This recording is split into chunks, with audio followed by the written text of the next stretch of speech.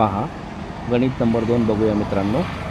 5/8 हे शेकडेवारीत कसे लिहाल? तर बघा यासारखंच करूया. 5/8 घ्या, त्याला गुणाकारात 100 करा, म्हणजेच 5×5 म्हणजेच 5चे भागाकारात 8 करा. सोपं आहे आता. त्यानंतर 8×5 = 45, 8×6 = 48, 2 राहतात 20 झाले, आणि 8×2 = 16, 8×2 = 16, 4 राहतात 20.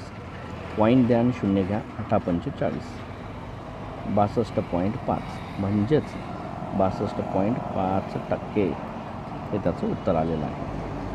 पहा बरं इथे आहे का 62.5%. ऑप्शन नंबर 3 बरोबर आहे उत्तर. राईट.